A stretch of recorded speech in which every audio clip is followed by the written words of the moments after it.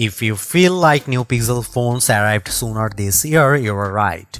Google's August Pixel hardware event gave us not a duo but a quartet of new phones, starting at one end with the new baseline Pixel 9 and freshly topped with the Pixel 9 Pro Fold. Into larger phones, then the XL nomenclature should tip you off as to where you might want to spend your money. This is the direct successor to last year's 6.7-inch Pixel 8 Pro. It's the biggest Pixel yet, and it sports a new design that marks a relatively significant shift in the series aesthetic. The camera bar introduced with the Pixel 6 series is gone, and instead we have the camera peel. The fit and finish have unquestionably been elevated, with the phone's polished frame adopting a much flatter form that's decidedly iPhone-like in its execution. And Google says new construction methods or material choices make it twice as durable as its predecessor. In reality, the Pixel 9 Pro XL feels great, with the best build quality I have seen from Google to date. Not to mention, it looks superb thanks to an updated Super Actuate display that boosts higher peak brightness than anything Apple or Samsung has to offer. The move to an ultrasonic fingerprint sensor is welcome too, delivering on Google's promised speed improvement. The same 7-year commitment to OS and security updates helps the Pixel 9 series stand apart from rivals from Apple and Motorola. The phone's earlier than usual arrival in the calendar year means that this is the first generation of Pixel in a long time that doesn't debut with a new build of Android. It will benefit from the same future releases of Android as the Pixel 8 line and likely no more. Beyond the usual fare of a clean Pixel experience, AI is all Google is talking about, with an updated Gemini Nano model that is multimodal and 3 times more capable running on device. You'll find AI-generated features throughout the user experience. Most notably, there are 3 new apps to play with: a new weather app that's richer and more customizable with AI-generated weather reports, a new screenshots app that, as well as helping organize your captures, allows for semantic search, and Pixel Studio, which allows for on-device text-to-image generative AI that Google pitches as a new creative tool. Feel free to reconcile your feelings about using AI-generated imagery in your own time. The cost of the Pixel 9 Pro and Pro XL also includes a year's access to Google One AI Premium with Gemini Advanced and its new Gemini Live feature. Gemini Live is a decidedly ChatGPT 4-like conversational experience with Google's off-device AI. It works well for things like how-to guidance and recipe help, but still comes with limitations surrounding how it can actually action on-device tasks for you. All the on-device AI experiences are powered by Google's new Tensor G4 SoC paired with new higher RAM ceiling of 16GB. Previous Pixels already felt fast in day-to-day use, but existing users will notice speed improvements for things like image processing and app load times, even if these gains are seemingly slight. Benchmarks only put the Tensor G4 about 10% ahead of G3 in terms of CPU performance, with more noticeable graphical gains and, of course, NPU gains for AI tasks. The other big aspect of any modern AI-enhanced Pixel phone is the camera experience. The hardware looks for the most part similar to the Pixel 8 Pro, albeit with a much higher resolution selfie snapper with a tweaked ultrawide on the back. However, Google claims to have reworked its HDR Plus pipeline end-to-end, meaning more true-to-life imagery. In daylight, I had few complaints, and the Pixel 9 Pro delivers great detail and accurate colors and with dynamic range.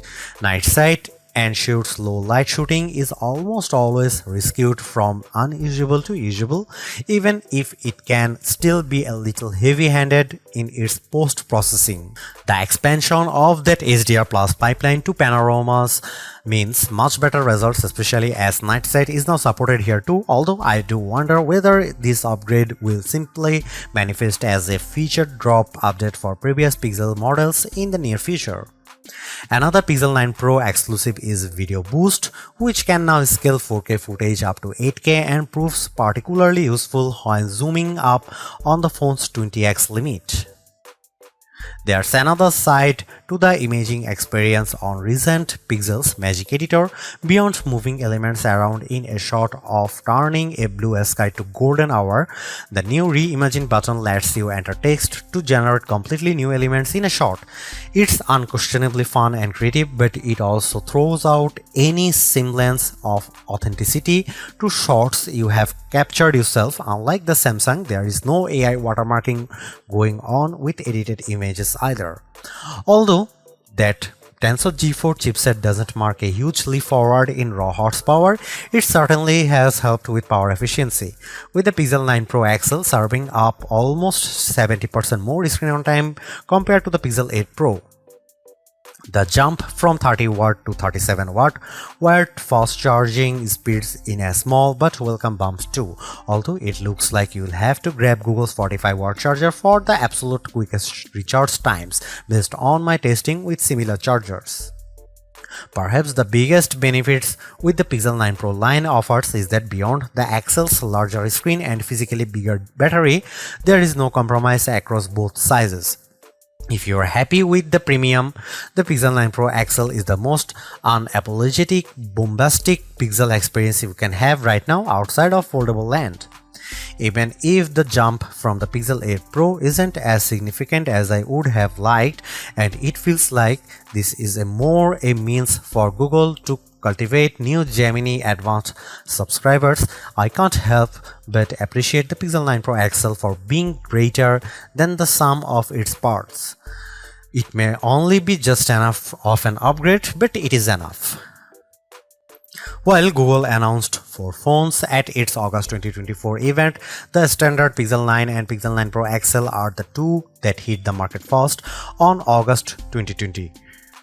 Meanwhile, the Pixel 9 Pro and 9 Pro Fold arrive on the scene September 4. In the UK, you can pick up the Pixel 9 Pro XL with double the storage at no extra charge on purchases made from September 5. US buyers can nab $200 in-store credit if ordering before August 28, and Australian buyers can pick up a limited edition poster with purchases made before August 25.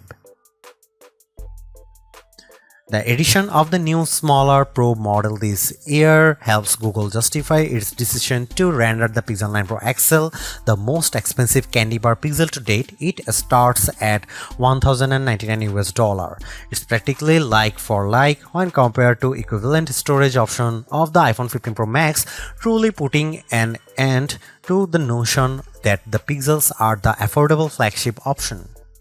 For the asking price, you also get a year's access to Google One AI Premium 2TB plan, which, as well as granting access to Gemini Advanced and Gemini Live, includes more general Google benefits like Fitbit Premium Access, Nest Air, 10% back on Google Store purchases, and unlimited Magic Editor saves in Google Photos.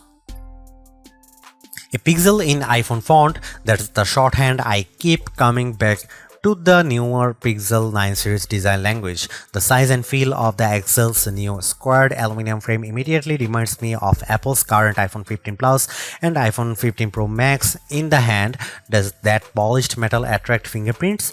Absolutely, but not anywhere near as badly as expected. This new squared form, paired with the heaviest build of any candy bar Pixel yet, leads to a more premium look and feel overall. This is helped further by the Pixel 9 Pro XL's slimmer profile compared to the Pixel 8 Pro, and side by side with my wife's old Pixel 6 Pro, the jump in build quality is truly impressive. One update I'm not sure I love quite so much is the loss of the camera bar, which is replaced in this generation with a camera peel that protrudes out of the phone's rear panel at 90 degrees. It makes for a more bold and confident aesthetic, but it's not as quickly identifiable as the bar. As well as the cosmetic changes, Google also claims that the Pixel 9 Pro XL's new mid-frame design, not to mention its 100% recycled aluminum outer frame, Gorilla Glass Victus 2 front and rear panels, and IP68 certified protection against dust and water ingress, make the new phone twice as durable as its predecessor. In my time with the Pixel 9 Pro XL, by trying to keep it out of harm's way as much as possible, the finish has remained unscathed, but whether it will age as gracefully as its titanium-clad competition from Apple and Samsung remains to be seen. Both sizes of Pixel 9 Pro come in 4 colorways, with Obsidian pictured most prominently in this review. The hazel finish most closely apes the iPhone 15 Pro's natural titanium look, and the Galaxy S24 Ultra's titanium gray, while porcelain and rose quartz offer decidedly more vivacious options. The Pixel 8 Pro Super XR display feels like a noteworthy upgrade from the panel on its predecessor, and while not as earth-shattering an improvement this generation, the Pixel 9 Pro XL screen is a great refinement yet again. Although it sports the same resolution as the Pixel 8 Pro's panel, both high brightness and peak brightness levels have been cranked up to 2000 and 3000 nits respectively, meeting or beating key rivals in a spec-for-spec comparison. Add to that the panel's flat design, its thin, equally proportioned bezel on all sides, and its excellent viewing angles, and the Pixel 9 Pro's XL's Super XR display is a thing to behold. As before, the use of an LTPO OLED panel facilitates a dynamic refresh rate from 1 to 120Hz, making it ideal for always-on display functionality thanks to the implied power-saving benefits, while also still serving up a snappy user experience when swiping around the UI. One of the more prominent changes you might not immediately notice is the fingerprint sensor. Instead of the optical module used since the Pixel 6 series, Google has gone the way of Samsung and instead kitted the Pixel 9 Pro XL's display with an ultrasonic sensor. I didn't notice a huge difference when making the switch from my Pixel 7 Pro, but in side-by-side comparison it lives up to the promise of a 2x speed improvement. Perhaps more useful is the greater reliability, especially with damp fingers or when used in the rain. Nowhere is AI more prevalent across the Pixel 9 Pro XL's user experience than the camera. While it might have gone by machine learning in the early days of the Pixel camera experience, AI-powered post-processing has been the secret sauce that has helped elevate the reputation of the Pixel cameras over the past 4 years, to the point where they regularly sit among the best camera phones. As Google has focused its efforts on AI more directly, the proposition of a Pixel camera has changed somewhat, with capture and editing becoming two distinct facets of the experience. If you are looking for a great all-round camera phone, the Pixel 9 Pro XL is right up there. A revised HDR Plus pipeline puts into practice the company's learnings from previous entries, paired with new training data to create images with a more true-to-life appearances, better exposure, dynamic range, details, contrast, and colors.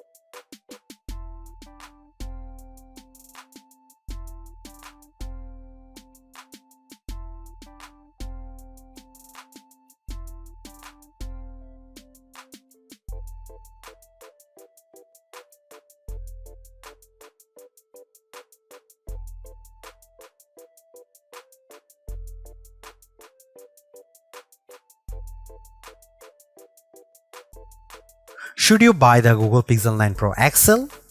Buy it if you want the richest mobile AI experience. Samsung's Galaxy AI is great, but Google's execution with Gemini Advanced is easier, richer, and more fun to use.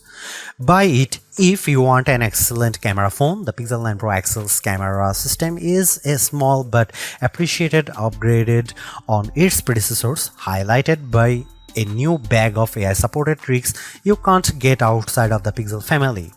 Buy it if you plan on using this phone for a long time. Still among the best there is Google commitment to 7 years OS and security updates is once again hard to argue with. Don't buy Google Pixel 9 Pro XL if you want fast charging. Battery life is greatly improved, but despite a bump in speed, the Pixel 9 Pro XL's 37-watt wired charging is still well behind what rivals like OnePlus and Xiaomi offer. Don't buy it if you want the best RAM and memory.